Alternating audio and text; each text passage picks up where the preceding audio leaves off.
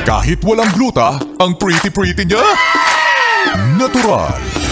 Walang halong kemikal. Hindi, wow. Maria Morena! Yes FM! Ngayong hapon, gulatin mo yung mga kasama mo. Manlibre ka!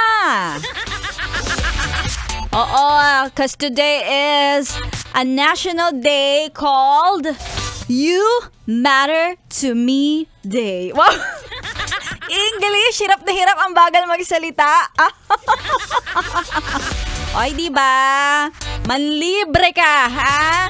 Yan yung mga katagang gustong sabihin sa atin ng National Day, ha? Kasi tandaan, yes, friend, na hindi lang pagligo ang nakakabango.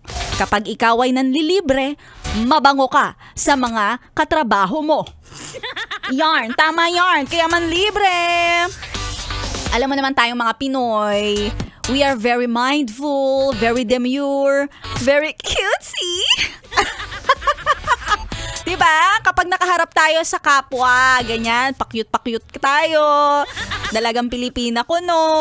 Pero pag tumalikod ka, pag nakatalikod na yan, ako, nagkaka-backstaba na yan. Char! Ay, nako mga yes, friend. Kaya naman siguro, tama siguro talaga na manlibre tayo paminsan-minsan. Yung manggulat tayo, yung akala nila buraot ka, di ba? Bahong-baho sila sa'yo. Ang bantot mo kasi ikaw ay buraot. O di ba, kapag nanlibre ka, babango ka sa lahat ng mga katrabaho, sa mga kasama mo. Hindi ka na nila pag-uusapan. Mabangong-mabango ka. Hindi ka mabaho sa kanilang mga chismis. So di ba, ang chismis na sa'yo, uy, alam nyo ba, nakakagulat talaga, nanlibre siya. Kasi minsan, yes, parang kahit mga simpleng panlibre, paglibre lang like, bibili ka lang ng mga, hindi naman kailangan pizza. Grabe naman yung mga mag-request yung mga yan. Kahit mga simple lang, bili ka ng mga turon, o kaya naman banana cue, paghati-hatian nila, libre pa rin. Libre is still libre. O, di ba? Akala mo naman yung mga kataga ay sobrang napakalalim. Kaya sa mga yes friend natin, for today's video, it is You Matter to Me Day. Ayan. Plastika na. At ngayong araw na to, syempre dito sa 101.1 Yes FM, hindi kami ganyan. Tunay na tunay ang aming pamimigay. Tunay na tunay ang aming pagpapaligaya sa inyo. Tingnan mo nyo si Maria Morena, kung ano-ano ng mga ginagawa ko sa Yes FM Manila Facebook page, sa Yes FM Manila TikTok. Diba? Wala na akong dignidad. Para sa inyo yan. Diba? Kaya panoorin nyo yung mga videos namin. At syempre, isa pa na dapat yung laging antabayanan at lagi nyong itatak sa inyong mga isipan na ang Yes FM ay yes pre nyo araw-araw, buwan-buwan, linggo-linggo dahil ang pagtulong namin ay hindi lang dito sa ere, umaabot pa sa mga kakalsadahan sa tulong ng Operation Tulong. Operation Tulong, Alagang Unilab. Kasama ang Yes FM.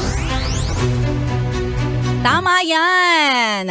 Ayan ay in partnership with Alagang Unilab and Yes FM. Araw-araw, lagi kaming nagpapamigay.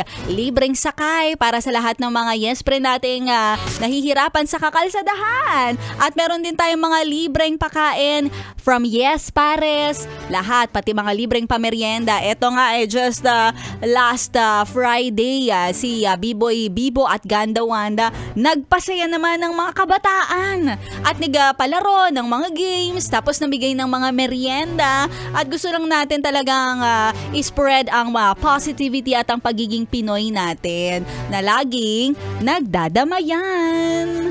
Yan ay hatid sa atin ng Operation Tulong, hatid ng Yes FM at Alagang Unilab.